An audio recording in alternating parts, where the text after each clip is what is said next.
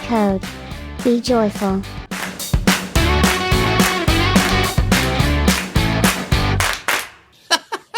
Oh, hello, Rally, and g'day, Polly. Hi, Fidget. Hi, Raleigh. Hello. How's your day been, Pol? My day's been good. Good. How about yours?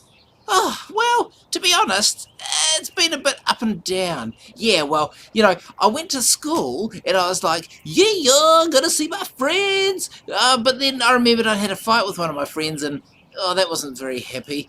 So I went to the toilets and I cried. But then it was like, it's just about morning tea time. Yeah, morning tea. And so I went to my bag to look for my chips. And I forgot my lunch and all my morning tea. So I went to the toilets and I cried. But then I remembered it was music after morning tea. I love music. I was like, yeah, music. But then my teacher said, you say yeah too much, and she wouldn't let me play the drums and I had to sit at the back. So, I just went to the toilets and cried some more. So, a bit up and down, happy and sad. Well, Fidget, do you know what joy is? Joy?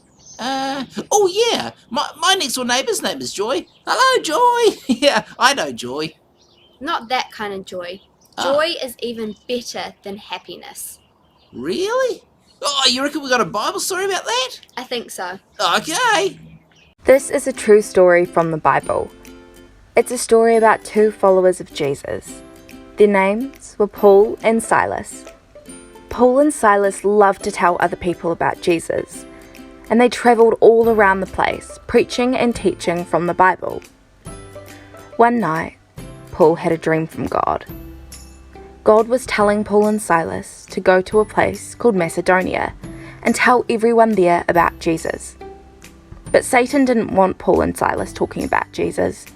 He stirred up trouble for Paul and Silas in Macedonia and even got them thrown into prison. Here's how it happened. There was a slave girl who had an evil spirit living inside of her. This evil spirit made her follow Paul and Silas around. Every time the two men tried to talk about Jesus, she would shout and interrupt them. So Paul decided to help the girl and get rid of that evil spirit. But when he did, the slave masters who owned the slave girl got angry and they started an argument. Lots of people came and beat Paul and Silas with wooden sticks and had them thrown into jail. How do you think Paul and Silas would have felt? They loved Jesus and they wanted other people to love him too. But they were beaten up, treated badly, and thrown into jail. Paul and Silas must have felt very sad, right? Well, the amazing thing is even after all that, Paul and Silas were full of joy. Even at midnight, in the middle of their jail cell, Paul and Silas were praying and singing hymns to God, and the other prisoners were listening. Paul and Silas were happy because they were Jesus' friends. They were full of joy because they could tell other people about Jesus too.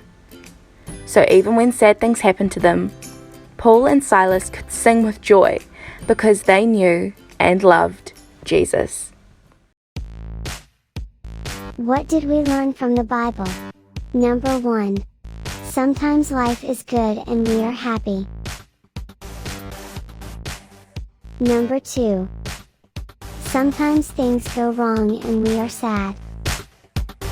Number 3.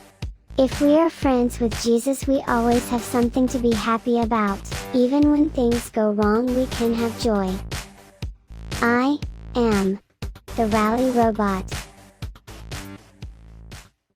Paul and Silas had great joy, didn't they? Even though they were in prison, they knew Jesus and they knew that Jesus loved them and they could still tell other people about Jesus, so they were full of joy. Now I'm going to give you a bit of an illustration to show you the difference between happiness and joy. It's good to be happy, isn't it? There are things in life that can make us happy. Let's say you get a new bike. That might make you happy. Or you're going to school tomorrow and you're going to see your friends at school and that might make you happy. Or maybe your cousins are coming over to visit on the weekend. You're looking forward to it. It makes you happy. But there are things in life that can go wrong and take away our happiness. Now, don't you play with one of these, will you? There are things that can go wrong, like maybe your new bike gets stolen. That wouldn't make you happy, would it?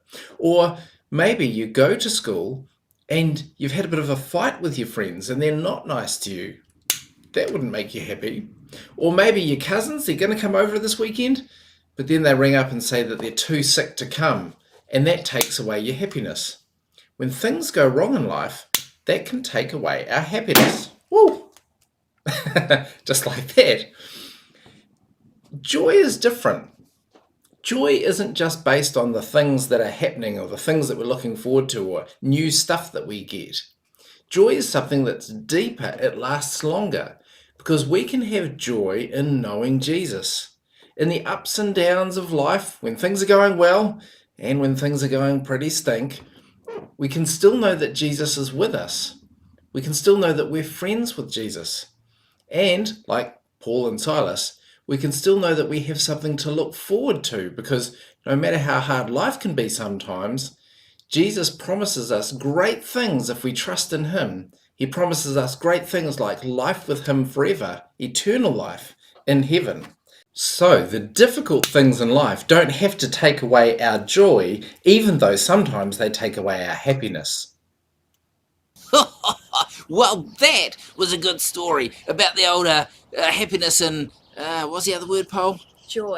Joy, that was right. Yeah, like Paul and Silas could have joy even when life was hard because they were friends with Jesus. And joy lasts longer than happiness. Yeah, I like that one, Polly.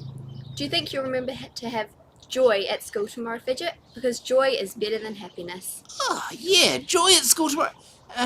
Oh, yeah, I definitely will. You know why? Why is that? Because tomorrow is a teacher's only day. I don't have to go to school. Happy, joy, happy, joy. Okay, well, I'm going to go and have a day off. All right, see you later, Raleigh. Bye, everyone. Bye, Raleigh.